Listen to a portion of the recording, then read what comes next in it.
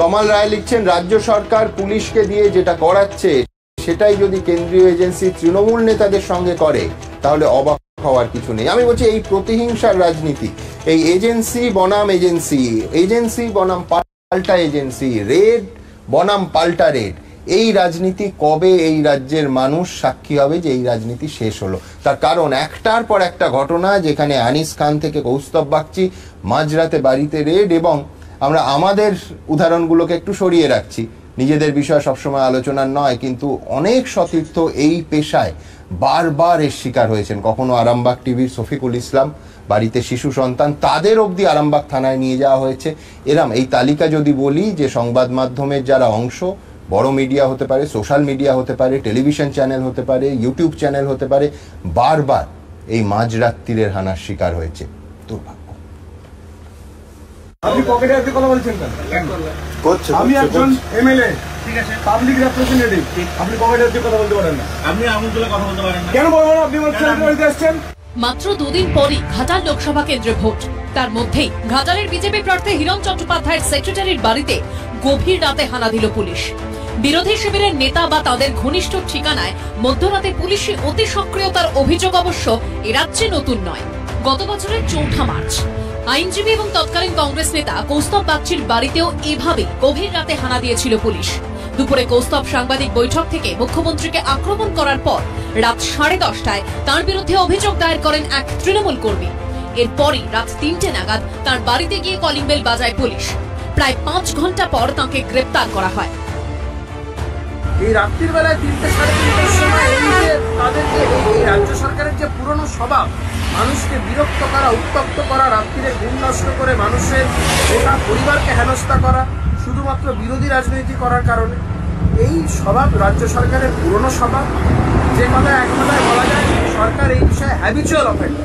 বারংবার কোর্টের ভৎসনা শোনার পরেও সরকারের শিক্ষা হয়, বেহায়ারও লজ্জা হয়, এদের কবে লজ্জা হবে? 2022 সালের 18 ফেব্রুয়ারি গভীর রাতে ছাত্রনেতা আনিস খানের বাড়িতে পৌঁছে গেছিল পুলিশ। তারপরই 3 তলা থেকে আছড়ে পড়ে রহস্যজনকভাবে মৃত্যু হয় তাঁর। রাতে না হলেও পুলিশি গাজওয়ারির নজিরবিহীন এক ছবি দেখা গেছিল উত্তর কলকাতায় 2021 সালের 13ই আগস্ট। লাঠি মেরে দরজা ভেঙে বিজেপি নেতা সজল ঘোষকে গ্রেফতার করে পুলিশ। কার্যত গলার ধরে টানতে টানতে তাকে নিয়ে যাওয়া হয় মুচিপাড়া থানায়। 2020 সালের 29 জুলাই সাংবাদিক শফিকুল ইসলামকেও ভোরবেলা দরজা ভেঙে গ্রেফতার করেছিল পুলিশ। তার বিরুদ্ধে তোলাবাজির অভিযোগ করেছিলেন তৃণমূলের এক পঞ্চায়েত সদস্য। তৃণমূল কংগ্রেস আর অন্য কোনো রাস্তা দেখতে পাচ্ছে না, এখন দেখছে কোনোভাবে যদি একটা কিছু বদনাম করা যায়। এখন যেটা ওরা চিন্তা করে যাচ্ছে কিনা আমাদের সেটা সন্দেহ, যে ওখানে অস্ত্র রেখে দিল, ওখানে নিষিদ্ধ মাদক দ্রব্য রেখে দিল, দিয়ে বলল হিরণের বাড়িতে মাদক পাওয়া গেছে, অস্ত্র পাওয়া গেছে, এই জিনিস করতে চাইছে।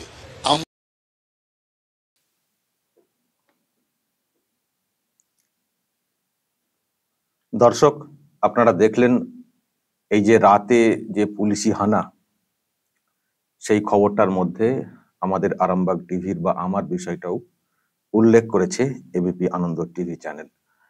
আর আমি সুমনদার যে শব্দটা বলতে চাই, উনি শেষ যে শব্দটা বলেছেন দুর্ভাগ্য,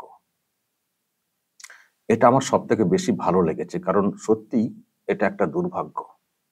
যারা আমরা কাজ করছি সোশ্যাল মিডিয়াতে, ইউটিউবে বা মেইন স্ট্রিম মিডিয়াতে যারা কাজ করছি, আমাদের বাড়িতেও পুলিশ মধ্যরাতে হানা দেয়, তুলে নিয়ে চলে যায়। এবং সুমনদা তো বললেন, আপনারা শুনলেন, আমি, আমার ওয়াইফ, আমার 2টো বাচ্চা, সকলকেই তুলে নিয়ে চলে গেছিল আরামবাগ থানা।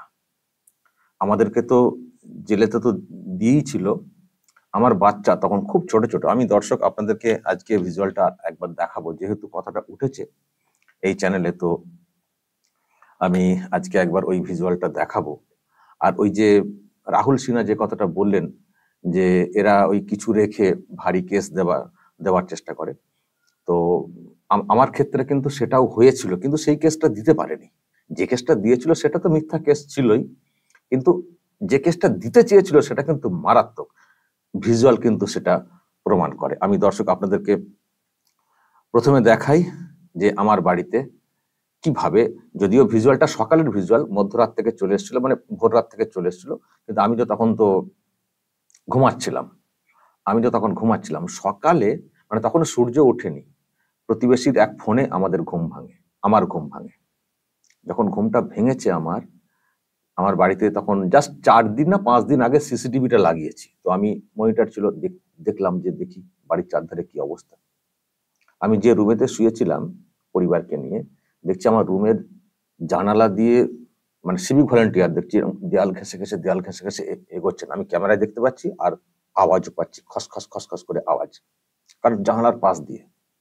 তারপরে বাড়ির চারটে যে ক্যামেরা ছিল, সেই 4টে ক্যামেরার মানে 4টে অ্যাঙ্গেল দিয়ে মানে দেওয়ালের চারদিকে মানে বাড়ির চারদিকে সবকটা যখন দেখছি চারিদিকে পুলিশ একেবারে ঘিরে ফেলেছে, 6 লাফ হয়ে গেছে। তো তখন আমি কি করব, দরজা তো দেওয়া আছে কিন্তু আমাদের বাড়ি তখন প্লাস্টার হয়নি, বাড়ির ওপর দিকটা মানে দোতলাটা মানে ওই জানালা দিয়ে ওঠা যেত, কোনো জানালা তখন বন্ধ ছিল না। তো ওরা যেটা করছিল, প্রথমে দরজা ভেঙে ঢোকার চেষ্টা করছিল, কিন্তু দরজাটা খুব শক্তপোক্ত ছিল, ভাঙতে পারছিল না। তখন মই দিয়ে ওপর দিয়ে উঠে ঢুকেছিল। আমি সেই ভিজুয়ালটা দেখাবো। আর আমি যেহেতু ওখানে সময় যাচ্ছে, আমি জানি আমাকে তো যেতেই হবে, তো চলে যাব। তো এখন দরজাটা ওরা ভেঙে ঢুকুক। হ্যাঁ, প্রথমে তো খোলার কথা বলছিল, তো স্বাভাবিক হঠাৎ করে কেন আমি খুলতে যাবো, কি ব্যাপার। তো দেখছি ওরা দরজা ভাঙছে, তো ভাঙছে। তো আমি কি করেছিলাম, ওই সময় মনিটরটা মানে যেখানে সিসিটিভির ফুটেজ দেখা যাচ্ছিল, মনিটরটাতে এই মোবাইলটা ছিল, মোবাইলে করে এইভাবে ধরে ইউটিউবে লাইভ স্ট্রিমিং করে দিয়েছিলাম, লাইভ স্ট্রিমিং ইউটিউবে। কারণ আমার মাথায় ছিল যে ওরা এসে এই সিসিটিভির হার্ড ডিস্কটা নিয়ে চলে যাবে, সুতরাং আমার কোনো প্রমাণ থাকবে না। তো আমি ইউটিউবে যদি আপলোড করে দিই এই সময়, ওটা কিন্তু থেকে যাবে এবং ওটা মানুষ জেনে যাবেন, কোনো মিডিয়া চাইলে সেই ফুটেজ পেয়ে যাবে। তো আমি সেই জন্য মানে ওটা ওই লাইভ স্ট্রিমিং করে দিচ্ছিলাম। এখানেও একটা মজার ব্যাপার আছে, আমি প্রথমে 2 মিনিট করেছি, করার পরে এবার আমি জানি আমাকে যেতে হবে, ওরা যে গোটা আমার পরিবারকে নিয়ে চলে যাবে কে ভেবেছিল, আমি জানি আমি একাই যাব। তো আমি এবার রেডি হচ্ছি, রেডি হয়ে গেছি, তখনও ভাঙতে পারেনি দরজা। তো আবার দেখছি দেরি হচ্ছে, আমি ভাঙছি, যখন ভাঙুক।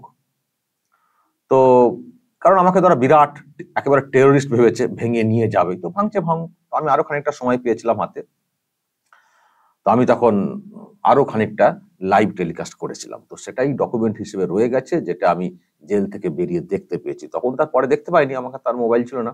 জেল থেকে বেরিয়ে দেখতে পেয়েছি, এবং জেল থেকে বেরিয়ে ওই ভয়ঙ্কর অংশটাও দেখতে পেয়েছি যে আমার ঘরের সিঁড়ির জানালা মানে একটা সিঁড়ির যে দরজা, তার একটা এরকম খোলা যেত ফটকের মতো, সেখান দিয়ে একটা প্যাকেট ফেলেছিল সিঁড়ির, আমার ওই সিঁড়ির যে ঘরটা মানে সামনেটায়।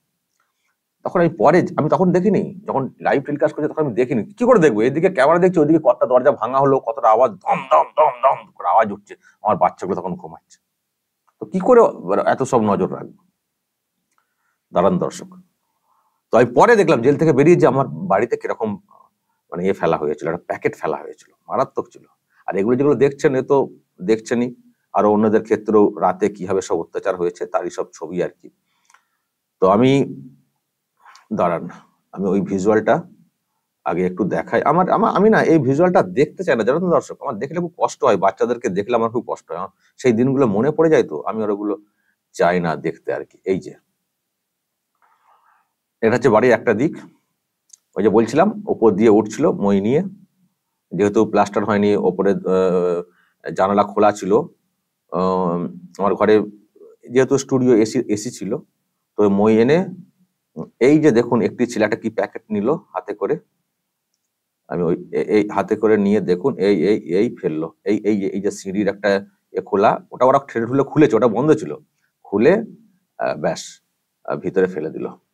তারপর ওখানেই ক্ষান্ত ছিল না, শাবল টাবল সব এনে, শাবল ওই যে ভিতরে ওই দিক দিয়ে ময়ে করে মানে ভিতরে প্রবেশ করেছেন কয়েকজন, তাদেরকে আবার এদিক থেকে শাবলটা দেওয়া হলো, যাতে করে ওই দিক দিয়ে। আচ্ছা, এই যে ব্যক্তি এগিয়ে আসছেন, ইনি হচ্ছেন আরামবাগ থানার আইসি পার্থ সারথী হালদার, নিজে এসেছিলেন, সাদা জামা পরে নিজে এসেছিলেন। আর দেখুন কত পুলিশ, কত সিভিক ভলেন্টিয়ার, কত পুলিশ, হ্যাঁ, সবাইকে নিয়ে এসেছিলেন। এবং ভিতরে শাবল, ওই যে আমাদের কুড়ুল, আমাদের ভাষায় বলা হয় কুড়ুল টুড়ুল সব, জানি না এরা পুলিশের কত লোক, না কত বাইরের লোককে নিয়ে আসা হয়েছে চিনি না। এইসব লোকজন নিয়ে মানে কি প্ল্যানিং হয়েছিল দর্শক, শুধু ভাবুন কি প্ল্যানিংটা হয়েছিল। এইসব নিয়ে এসে দেখুন সব যেন একেবারে মনে হচ্ছে সব সেনাবাহিনী থেকে লোক নিয়ে আসা হয়েছে। আসলে তারা সব সিভিক ভলেন্টিয়ার, তাদেরকে সব কিরকম সব ড্রেস করে নিয়ে আসা হয়েছে দেখুন না। আর এই হচ্ছে বিষয়। এটা আমার দেখলে খুব কষ্ট লাগে। তখন বাচ্চারা খুব ছোট ছোট ছিল, তখনও ঘুমাচ্ছে, ওরা জানে না যে দরজা দিয়ে ওরকম ভাঙচুর চলছে, দম দম দম দম। সকালে একটু ঘুমায়, একটু লেটে উঠতো, তো তখন ওরা বাচ্চাগুলো বোঝে না, মশারিটা ছিল, বাচ্চাগুলো তখনও ঘুমাচ্ছে। তারপরে ওদের ধাক্কাতে ঘুম ভেঙে যায়। এবার ওদেরকে আমাকে বোঝাতে হয়েছে, অনেক বোঝাতে, বাবা কিছু হবে না, আমাকে নিয়ে যাবে। তার আগে তো ঘটনা তো আপনারা হয়তো অনেকে দেখেছেন, ওই রাত হলেই চলে আসতো পুলিশ, নোটিশ। রাতে কারা নোটিশ দেবে? নোটিশ রাতের দিকে আসতে বেশি করে, বর্ষা হোক যাই হোক ছাতা নিয়ে চলে আসবে নোটিশ। তো সে নিয়ে একটা পুলিশি আতঙ্ক পরিবারের মধ্যে, বাচ্চাদের মধ্যে ছিল, একটা ট্রমা ছিল আগে থেকে। ধাক্কা, হঠাৎ ঠক ঠক ঠক ঠক আওয়াজ। একদিন তো রাত 1:30টার সময় এসেছিল, সেবার আমাকে নিয়ে যেতে পারেনি, সেবার আনতে এসেছিল রাত 1:30টায়, ভাঙতে পারেনি সেবার, তারা ফেরত চলে গেছিল রাত 1:30টার সময়। তো তারপরে রাত হলেই, সন্ধ্যা হলেই ঠকঠক ঠকঠক ঠকঠক মানেই আমাদের একটা ধারণা হয়ে গেছিল নিশ্চয়ই পুলিশ এসছে। এবার একটা বেশ ট্রমার মধ্যে ছিলাম, গোটা পরিবার আতঙ্কের মধ্যে ছিল। বাচ্চারা মাঝে মধ্যে কাঁদতো, তখন ছোট বাচ্চা, এবং দেখুন তো ভেঙে ঠেঙে তারপরে সবাই মিলে, তখন করোনা পিরিয়ড, তখন সোশ্যাল ডিস্টেন্সিংটা মেনটেন করার একটা ব্যাপার ছিল। আমি তো আমার পরিবারকে 3 মাস তার আগে নিয়ে বেরোইনি, মানে 2-3 মাস হবে করোনার সময়টা। সেখানে সব দঙ্গল বেঁধে, কোনো সোশ্যাল ডিস্টেন্সের কোনো ব্যাপারে সবাই মিলে ঘরের ভিতরে ঢুকে, বেডরুমে ঢুকে ধাক্কি, মানে ওটা ভাঙলো। তারপর আমি যে রুমে শুয়েছিলাম তার একটা দরজা ছিল, তার আগে আমার ওয়াইফ অন্য রুমে চলে গেছিল, সেই দরজাটা ভেঙেছে, আমার ওয়াইফকে হেনস্থা করেছে, মহিলা পুলিশ অফিসার নিয়ে আসা হয়েছিল, ধাক্কি চর, মানে এরকম টাইপের হেনস্থা করেছে। কিন্তু তারপর আমি এই রুমটায় বসছিলাম, মানে বসছিলাম, মানে ছিলাম, বাচ্চাদেরকেও সামলাতে হচ্ছিল। তো তারপরে দম দম দম দম আওয়াজ হলো, আমি নিজেই খুলে দিলাম, কারণ দরজা ভেঙে যাওয়ার মতো একটা অবস্থা হয়ে গেছিল, আমি খুলেই দিলাম লাস্ট পর্যন্ত।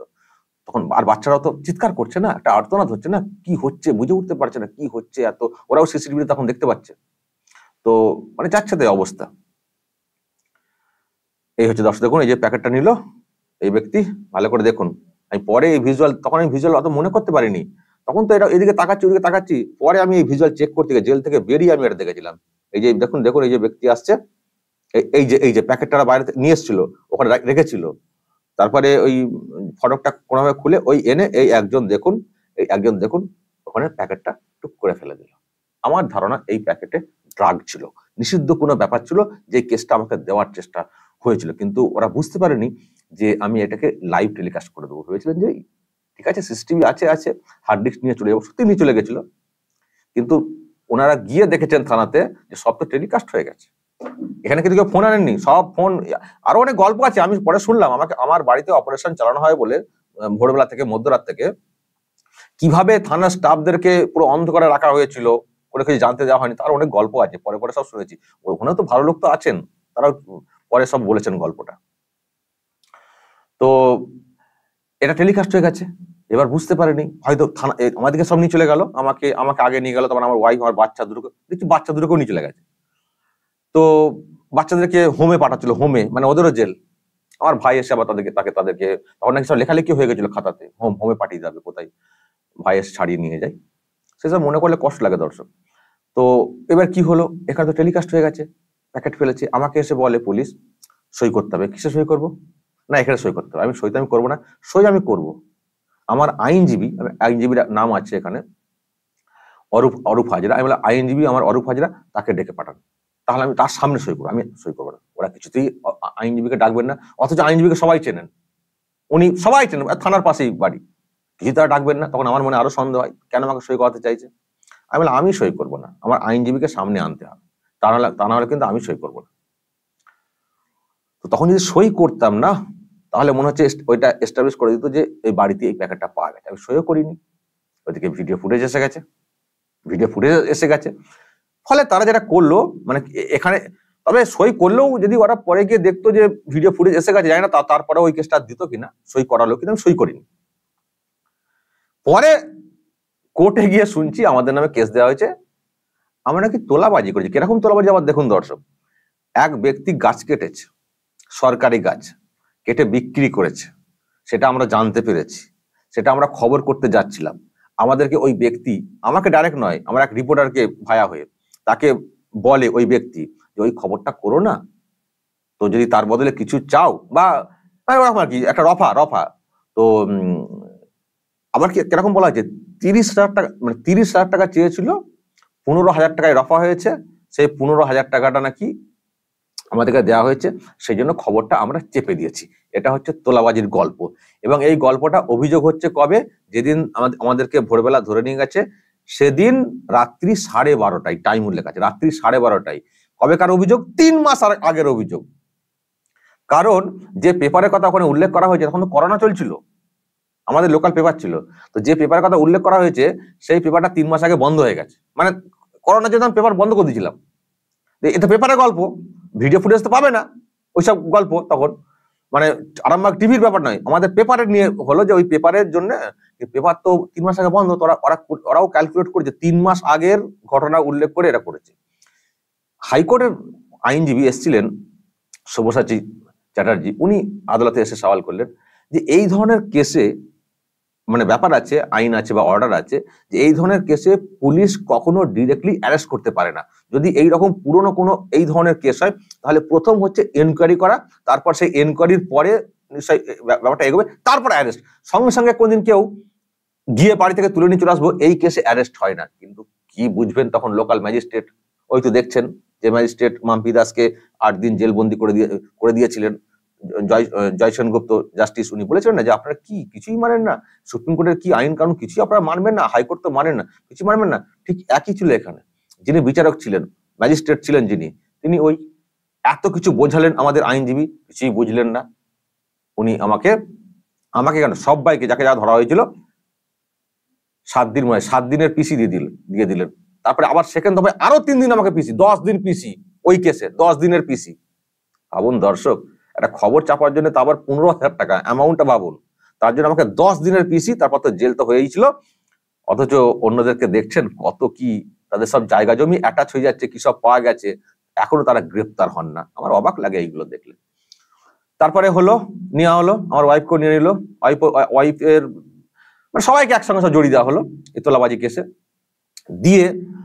এবার কি হয়, তার আগে আরো সব কেস সব দিয়ে রেখেছে, একাধিক কেস। এবার যে একটা জামিন হয় আর একটা কেস ট্যাগ করে দেয়, যে একটা জামিন হয় আর একটা কেস ট্যাগ করে দেয়, একসঙ্গে কেস ট্যাগ করে না। একসঙ্গে করলে আমি মানে আমার শুধু জেল বন্দি দশা যাতে বাড়ে। আর তখন একজন এসডিপিও ছিলেন এখানে, সেই এসডিপিও আমি নামটা ভুলে যাচ্ছি, নির্মল দাস মনে হয় এসডিপিও, হ্যাঁ ভুলে যাচ্ছি। আমি পরে শুনলাম উনি নাকি বলেছিলেন একটি মহলে, যতদিন আমি এখানে আছি ততদিন যেন না বেরোই ওরা। এখন উনি কোথায় আছে আমি জানি না, আমি তো বেরিয়ে আমার মতো করে কাজ করছি, জানি না উনি কেমন আছেন, কোথায় আছেন। যদি উপরওয়ালা থাকেন নিশ্চয়ই একদিন বিচার হবে।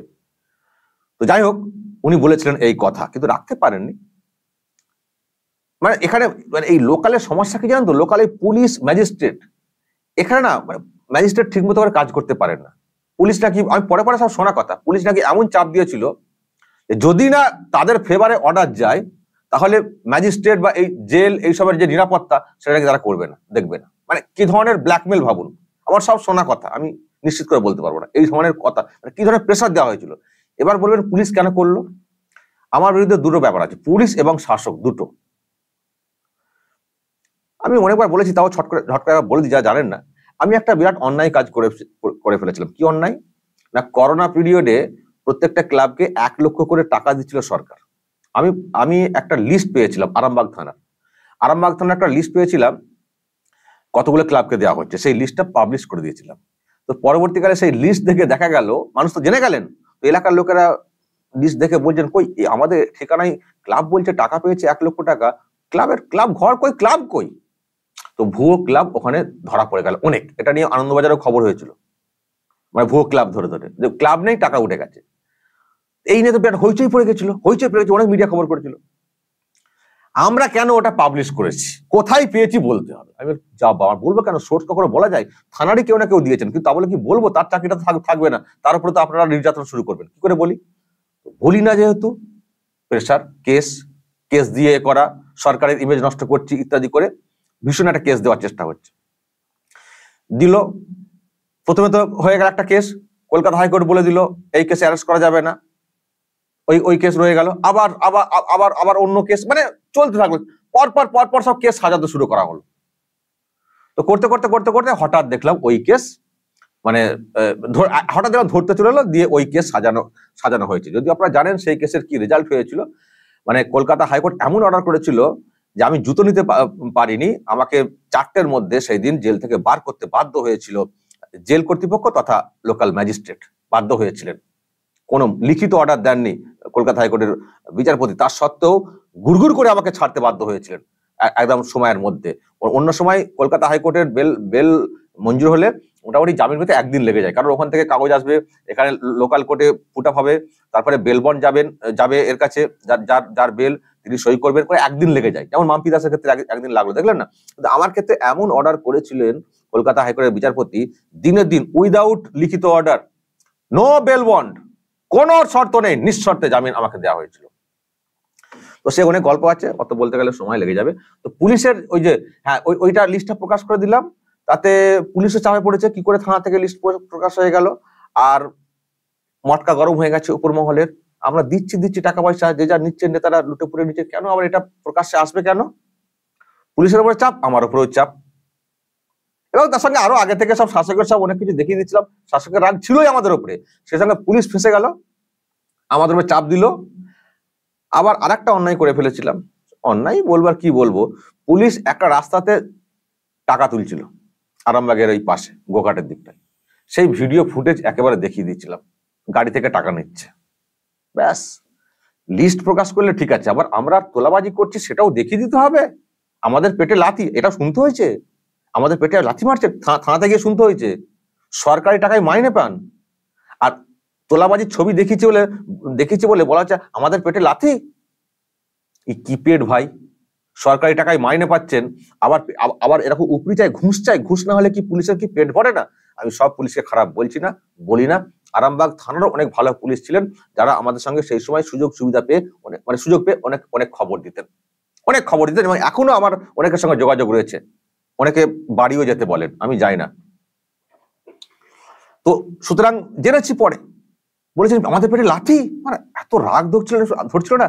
আমি ভাবছিলাম যে এদের বাড়ির ছেলেমেয়েরা কি করেন, কি করবেন, কি করে মানুষ করছেন, কিসের টাকায় মানুষ করছেন, কি করে বলছেন কথাটা, পেটে লাথি। খুব অবাক লেগেছিল, খুব দারুণ করে তারা কেস ফেস সাজিয়েছিলেন, কিন্তু ধোপে টেকেনি, এই চলছে। আমিও বিচারের অপেক্ষাতে রয়েছি, আর কিছু বলছি না।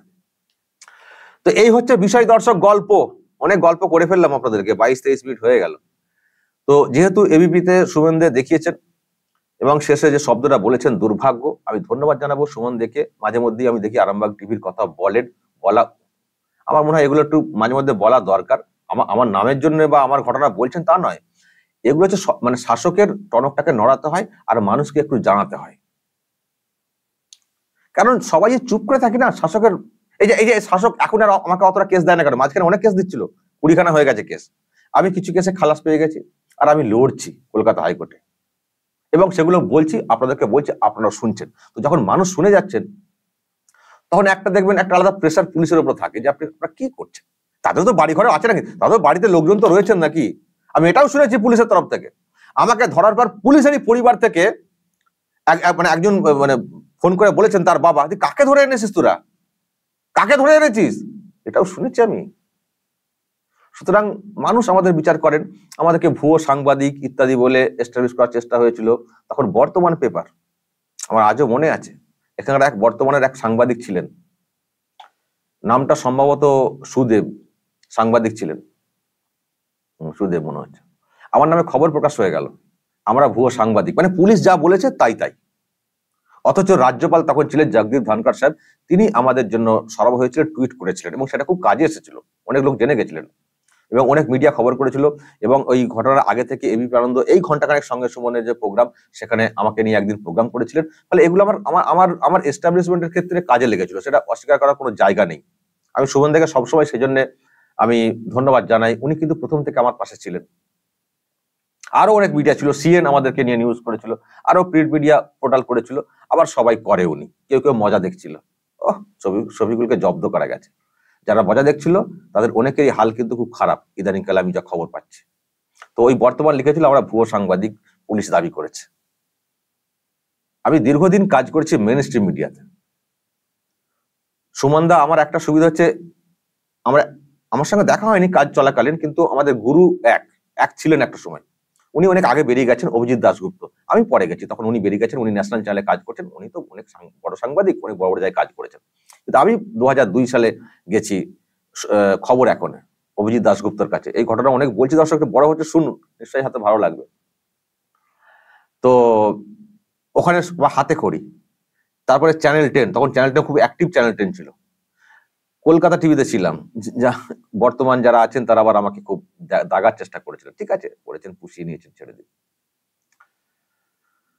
বলেছিলেন যে আমি কোথায় যাই, আমি জেল ছাড়া আমি আর কোথায় গেছি। যিনি বলেছিলেন, যিনি যে মহিলা অ্যাঙ্কার, তাকে তো কোথাও দেখতে পাই না, কিন্তু আমি তো এখন গোটা দেশ ঘুরে বেড়াচ্ছি। যাই হোক, তো আমার সরকারি যে কার্ড, অ্যাক্রিডিটেশন যে কার্ড, সেই কার্ড আমার ছিল। রাইটার্সে গিয়ে আমি সেই কার্ড নিয়ে এসেছিলাম, সরকারি খাতায় খুঁজলে আমার নাম পাওয়া যাবে। বিশ্ব মজুমদার, যিনি বর্তমানে নিউজ 18-এর মাথা, দেখতে পান, তখন কলকাতা টিভির মাথায় ছিলেন। এবং ওই যে কমিটি অ্যাক্রিডিটেশন যে কার্ড, নতুন সরকারটা এসে, আমি তো সরকার আসার আগে থেকে তো এই প্রফেশন রয়েছে, 2002 থেকে, ভাবুন, কোনোদিন আমি প্রফেশন মানে লাইন চেঞ্জ করিনি, আপনাদের কথাই লাইন চেঞ্জ করিনি, 2002 থেকে নন স্টপ। তখন আমার গ্র্যাজুয়েশনের রেজাল্ট আউট হয়নি, রেজাল্ট আউট হওয়ার 1 মাস আগে থেকে মিডিয়াতে আছি, এখনো টিল নাও। কখনো নতুন কিছু ভাবিনি, ভাবতে চাইনি, এতটাই ভালোবাসি আমি এই পেশাকে, দিন রাত কাজ করি, না ঘুমিয়েও আমি 2-3 দিন কাজ করে নেবো, তবু আমার বোর ফিলিংসটা আসে না, এতটাই ভালোবাসি। তো সেই কার্ড আমার রয়েছে, আমাকে বলে দিল আমরা ভুয়ো সাংবাদিক, মানে কোনো কিছু স্বীকারই করলো না যে আমরা কি কাজটা করি, ভুয়ো সাংবাদিক এস্টাবলিশ করে দেওয়ার চেষ্টা করলো। কিন্তু আমি আবারও বলবো, এবিপি আনন্দ এবং কয়েকটি মিডিয়া, সন্ময়দার কথা বলতে হবে, অবশ্যই বলতে হবে, আরো অনেক সোশ্যাল মিডিয়া, তখন সোশ্যাল মিডিয়া অত ছিল না, খুব হাতে গোনা 1-2 ছিল। সন্ময়দার কাজটা মানে অবদানটা বিরাট আছে আমার বেরিয়ে আসার ক্ষেত্রে, অনেক অনেক খবর করেছেন। আমি জেলে বসে শুনতাম, জেলরক্ষীরা বলতেন, আরে সন্ময়দা যা বলছেন আপনার নামে, ভাল লাগতো তখন।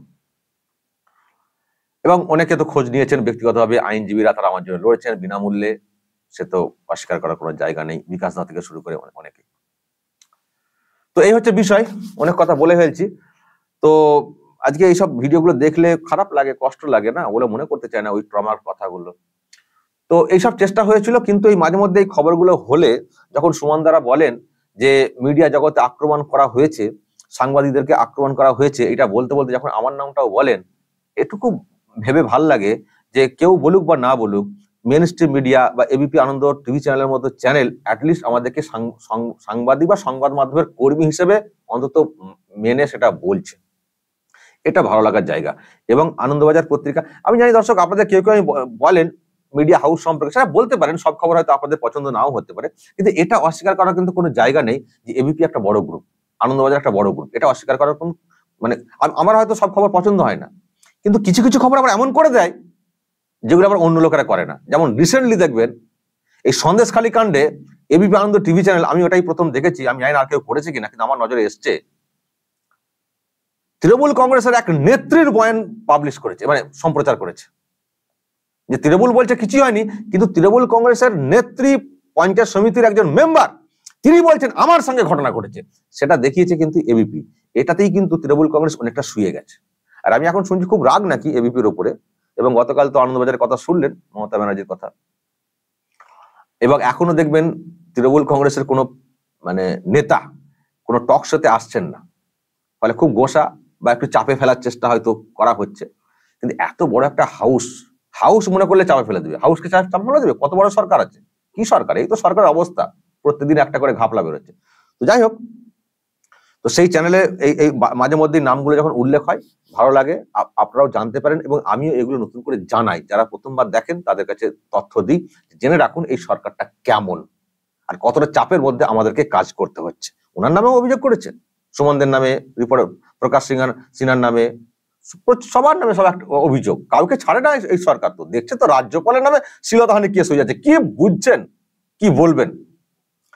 তো যাই হোক দর্শক, অনেক গল্প হলো, কিন্তু আজও আমরা বেঁচে আছি, মিডিয়ার সাপোর্ট, মানুষের সাপোর্ট, আপনাদের সাপোর্ট, আমাদের লড়াই দাঁতে দাঁত চেপে। আর আমি সবসময় একটা বিষয় বিশ্বাসী, আমাকে বেশি যদি আঘাত করো না, আমি কিন্তু প্রথম একটু দেখবো তুমি কেমন, জল মাপবো, কিন্তু ভেবো না আমি চুপ করে বসে যাব, আমিও পাল্টা আঘাত করব। আমি যখন আঘাত করব তখন লাগাতার আঘাত করব, আমি তাই করে এসেছি প্রথম থেকে। আমি যখন অ্যান্টি খবরগুলো করে ফেলছি, অ্যান্টি বলতে মানে এই প্রতিষ্ঠান বিরোধী খবর, শাসক বিরোধী যখন খবরগুলো করা হচ্ছে, আমাকে ভয় দেখানো হচ্ছে। আমি তারপর থামিনি, পর শাসকের সমালোচনা করে অ্যান্টি এস্টাবলিশমেন্টের যে খবর সেগুলো করে গেছি, লাগাতার করে গেছি। আমি ভেবেছিলাম আমাকে হুমকি দেওয়া হচ্ছে, হুঁশিয়ারি দেওয়া হচ্ছে যাতে এইসব না করি। আমি কিন্তু 20 দাঁতটা ভেঙে দেবো, পর করে গেছি, করে বুঝিয়ে দিয়েছি যে শফিকুল ইসলাম ভয় পাওয়ার ছেলে নয়, যদি বেশি ওকে বলতে যাও তোমার 20 দাঁতটা ভেঙে দেবে। ওকে এসব ভয় দেখিয়ে চুপ করানো যাবে না, যে দুটো কেস দেবো, ধরে নিয়ে যাবো, ও চুপ করে যাবে, কোনো খবর করবে না, ওইসব নয়। 20 দাঁতটা ভেঙে দেবে, ও ভয় পায় না। আমি কিন্তু 20 দাঁতটা ভেঙে দিয়েছি। আর আমার তো মনে হয় এখন তো আরো, তখনই অনেক আগেই ভেঙেছি, এখন তো আরো ভেঙে দিচ্ছি।